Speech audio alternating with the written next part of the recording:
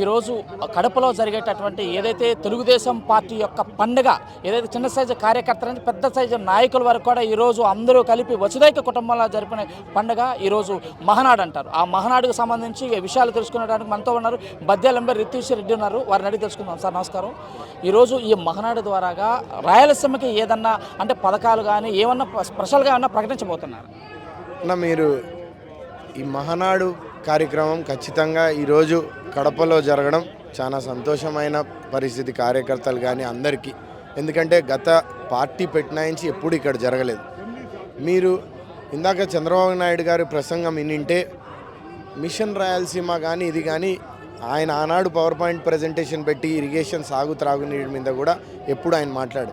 ఈరోజు జరిగే తీర్మానాల చర్చల్లో కూడా రైతన్నలకి వాళ్ళకి పెద్దపీట వేయాలనేది, మరియు యువకులకి ఇక్కడ పరిశ్రమలు రావాలా.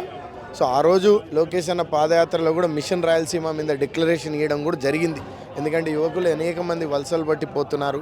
ఇక్కడ గతంలో ముఖ్యమంత్రి జగన్మోహన్ రెడ్డి ఉన్నా కానీ కడప జిల్లా కానీ రాయలసీమ వెనకబడిందని మనం అందరం చూస్తున్నాం.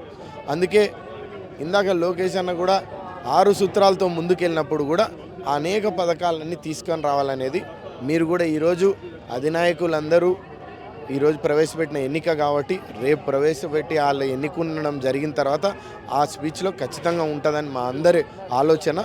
మీరు కూడా ప్రెస్ వాళ్ళు కానీ వాళ్ళకి తెలియదు. ఇప్పటికీ సంవత్సర కాలమైన సందర్భంగా కూటమి ఏర్పడి ఇప్పటి వరకు ఎటువంటి అభివృద్ధి చేశారు? రాబోయే రోజుల్లో ప్రణాళిక ఎలా ఉండబోతుంది? గత సంవత్సరం రోజులు మీరు చూస్తే రాష్ట్రంలో పెట్టుబడి రావాలనేసి చాలా మటుకు ప్రయత్నాలు జరిగాయి.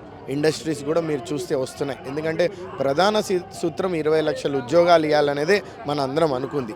ఎందుకంటే యువకులు అనే వాళ్ళకి జరగాలనేది ఇది. దాంతోపాటు ఈరోజు కూటమి ప్రభుత్వం కాబట్టి అక్కడ పైన బీజేపీ ప్రభుత్వంతో మనందరూ ఇక్కడ ఉన్న వాళ్ళు అనేక శాఖలు వర్కౌట్ చేసేసి ఇరిగేషన్కి ప్రాధాన్యత ఉంటుందని నేను అనుకుంటున్నాను. అంటే జగన్మోహన్ రెడ్డి ఏదైతే ఈ లిక్కర్ స్కామ్లో సంబంధించి అది జరిగేదంతా కూడా రెడ్ బుక్ రాజ్యాంగం, ఇదంతా కూడా కేవలం ఒక అబద్ధాలు కూడుకున్నటువంటి ప్రభుత్వాన్ని కప్పిపుచ్చుకోవడానికి ఈ అరెస్టులన్నీ చేస్తుంది అని జగన్మోహన్ రెడ్డి గారు ప్రధానంగా ఒక ఆరోపణ అయితే చేస్తున్నారు. మీరందరూ చూశారో లేదో, ప్రధానంగా రెడ్ బుక్ పాలన వదిలేయండి కానీ నేనైతే గోల్డెన్ బుక్ పాలన వస్తుందని చెప్తున్నాను.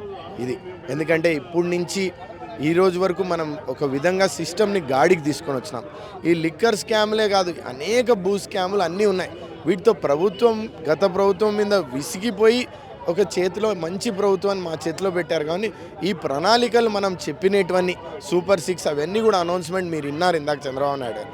ఒక విధంగా సంక్షేమం, ఒక విధంగా అభివృద్ధిగా ప్రణాళికంగా ముందుకెళ్తుంది. కాబట్టి రాయలసీమ ఖచ్చితంగా చెప్తున్నాను, అందరూ అన్ని ప్రాంతాలు బాగుండాలా.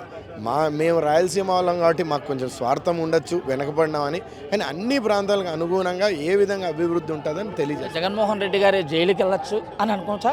ఒకటైతే చెప్తాను, వాళ్ళు చెప్పేది రాజకీయ కక్షలు అనేది కాదు, కానీ చట్టం దాని పని చేసుకుంటా పోతుంది. కాబట్టి ఈరోజు ఎక్కడి వరకు వచ్చిందని మీ అందరు చూశారు.